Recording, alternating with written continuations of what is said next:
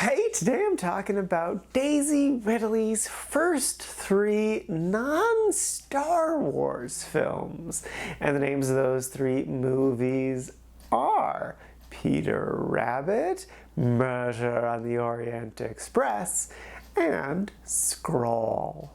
The first up is Peter Rabbit. This is a 2018 film starring a ton of actors you would recognize. Actually, I'm very surprised with how many of-note actors are in this. This is based off of the children's books of the same name. And it's interesting because it's not terrible. There's actually a lot I like about this movie. James Corden is definitely not any part of what I like about this movie. He was such a bad choice. It's weird too because the entire movie, it sounds like he's doing an Elijah Wood impression, and I'm just like, why didn't you just get Elijah Wood? I get that he's not English, but still, he's transformative. He can be anything. And who doesn't love Elijah Wood? You're wrong if you don't. But going back to things I like about it, the story at its heart is cute and fun. There's a romance between this angry farmer and this beautiful woman next door. It's a story about following your dreams. It's a story about how nature belongs to nature. I really, really loved all 3 of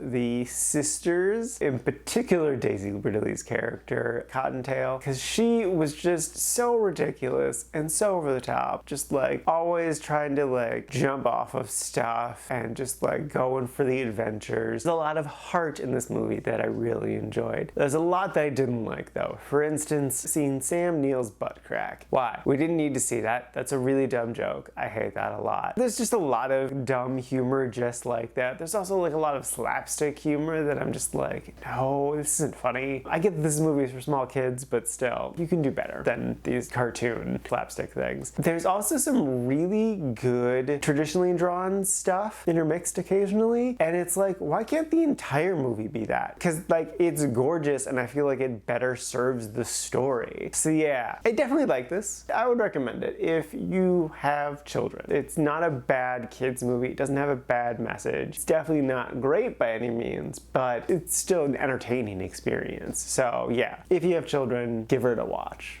Next up is Murder on the Orient Express. This is a 2017 film, and it's just a retelling of the classic Agatha Christie story. And it's interesting. I haven't read the book, but I have seen the original movie, and there's definitely a lot I like about this, but there's also a lot that I thought was strange. First off, the simplest way to describe what I think doesn't work for me is that it feels like it lingers on moments that should be short, and then it flies by moments I feel should be long. There's also some strange humor in here that feels really out of place to me, as well as some like little action set pieces, and I'm like, why? This is a murder mystery. We don't need an action set piece. What are you doing? Also, in the original, it feels like all the people on the train are given equal attention, and any one of them could have done it. I don't know if they each actually did get roughly the same amount of time, but at least felt like they all got this equal amount of time as a potential suspect. But in here, that definitely does not feel like the case. There's literally a montage of interviews at one point, and it's like, no, you really should be balancing this. Also, him explaining, you know, how it all happens is very satisfying. But what I didn't like about that scene is that it was basically just 2 shots. It was one shot of the detective explaining everything while he's on a green screen, and then a second shot of the entire cast on a different green screen listening to him. And it feels so disconnected. Whereas in the original, it was like 45 minutes of him explaining everything,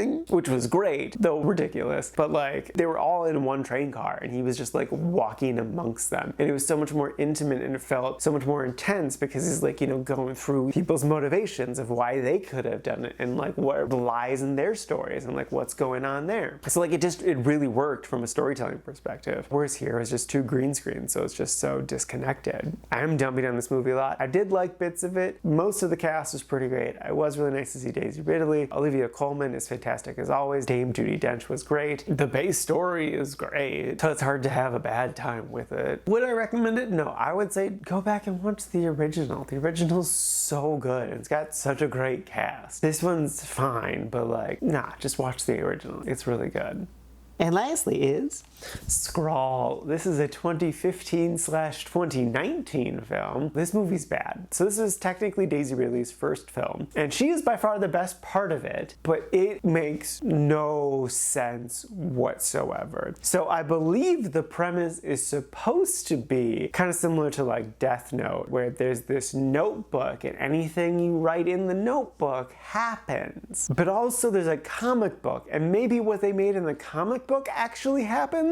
Also, maybe Daisy Ridley's the devil, and there's this whole thing with like lineage and like this bed and breakfast that everyone's staying at. I don't really know. This movie was like an experimental student film. They did not want to use any sort of traditional storytelling mechanisms to tell a story that didn't make any kind of sense. Like, I don't think they even explained what the premise is until like halfway through the film. And even once they did, it didn't really give any more context to anything. Everything was still just really weird and just kind of happening. Characters would just kind of walk from one scene to the next scene and then maybe talk at people for a while, or just like random flashes of things would kind of happen. I have no idea what the end sequence was. It was just like a bunch of people running around in the woods. But I'm like, why is anyone running anywhere? What's happening? And who are all these people just killing other people? Why are people killing people? I thought it was supposed to be like the mom was going to be an axe murderer, but she doesn't really do that. Also, there's this thing with the beast that's supposed to be a father figure thing, and it's, what is happening? What is everything? What?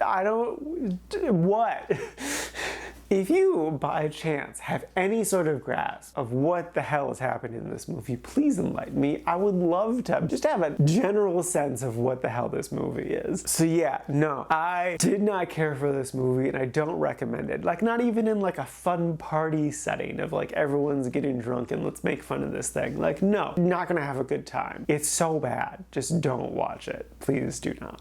Alrighty, now for today's rankings. First up, we got Peter Rabbit's number 83 in the liked section, and then not too terribly far behind is Murder on the Orient Express at number 91, again in the liked section. And then bringing up the rear, rightfully so, is Scrawl, sitting at number 126 in the didn't like section. This is at a total of 129 old movies so far this year.